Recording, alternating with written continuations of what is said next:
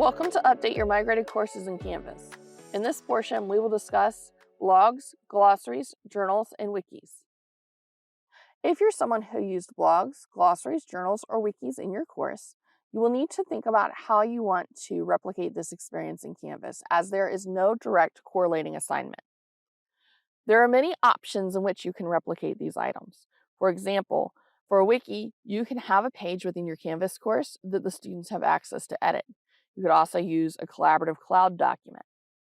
You could use discussion boards, you may use assignments, or you can use an external tool. The choice is yours.